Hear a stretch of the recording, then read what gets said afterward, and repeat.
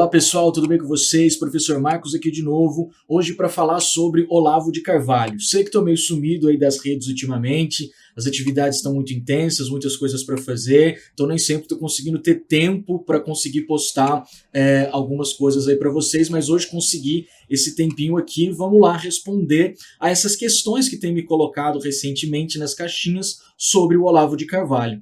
Já de início, vou colocar para vocês que a minha leitura sobre o Olavo de Carvalho, hoje ela está baseada em principalmente dois autores. O primeiro deles é esse cara aqui, um norte-americano chamado Mark Lilla, que vai escrever esse livro A Mente Naufragada. Nesse texto aqui, ele está fazendo uma análise sobre o que é o pensamento reacionário. E no caso, eu gosto muito da definição do Mark Lilla sobre o que são os reacionários. Por quê? É preciso que a gente parta do pressuposto de que conservadorismo e reacionarismo são duas tradições diferentes de pensamento. Porque o conservador, embora ele sinta a perda que o mundo moderno traz, embora o conservador possa viver uma certa nostalgia em relação ao passado, os conservadores se adaptam ao presente, vivem no presente e querem conservar determinadas tradições, elementos que eles consideram essenciais para a sobrevivência da sociedade.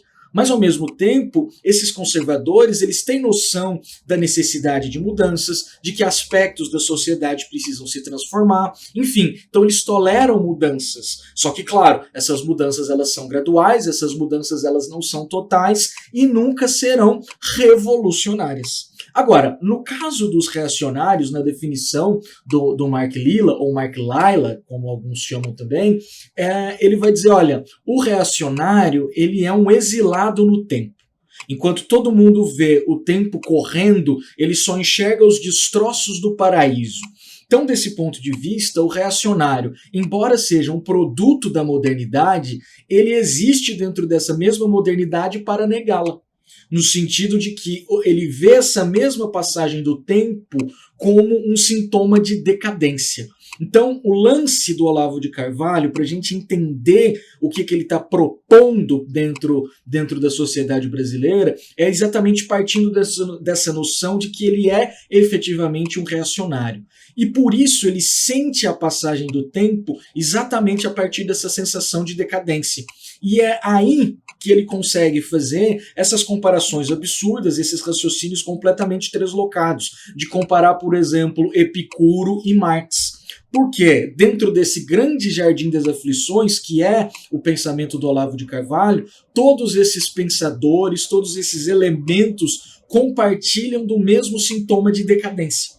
Então esse é o ponto. Tudo parece a mesma coisa dentro do mundo moderno, do mundo contemporâneo, exatamente porque isso tudo representa essa decadência do mundo ocidental. E diante dela, é claro, o ponto do Olavo de Carvalho é pensar uma restauração, é pensar uma volta para um princípio transcendental e atemporal que só pode ser captado pelos indivíduos. Então a saída para o Olavo de Carvalho é também uma saída do próprio tempo, de buscar essa eternidade, essa atemporalidade. E isso nos ajuda também a explicar o seu ódio pelos historiadores e pela história. Em alguns dos seus livros ele vai afirmar, por exemplo, que no mundo moderno existe um cronocentrismo, ou seja, uma centralidade do tempo.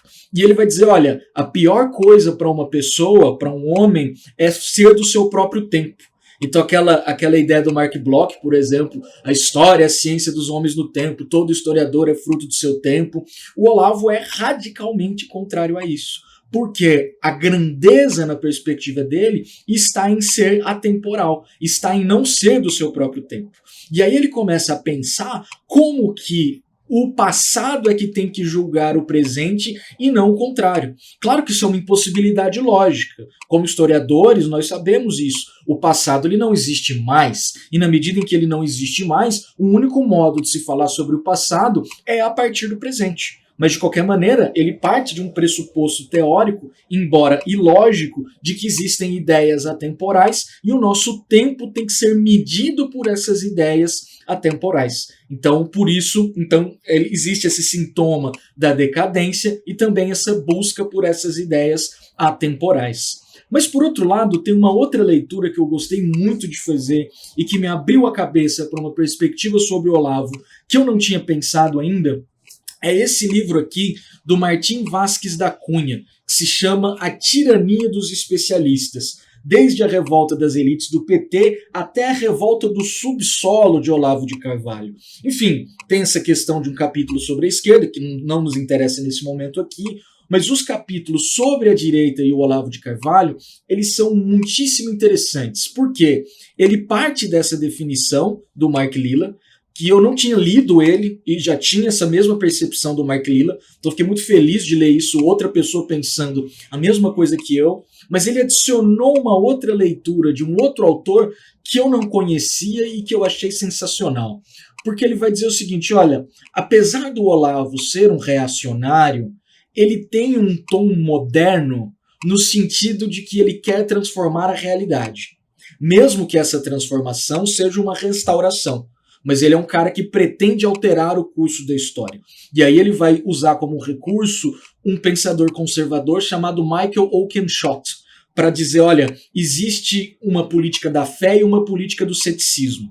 O Olavo, por mais que ele seja reacionário, ele também tem essa política da fé, no sentido de que, a partir do seu próprio pensamento, da sua própria racionalidade, ele quer moldar o mundo à sua imagem e semelhança.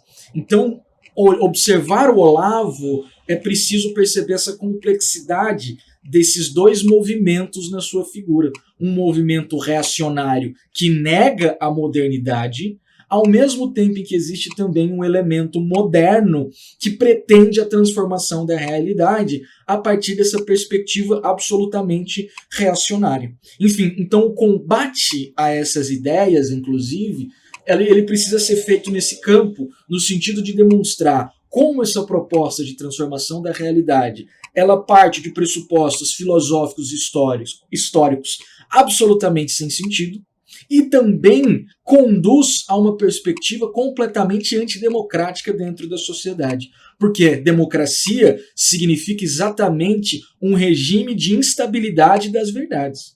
Não há democracia sem movimento histórico.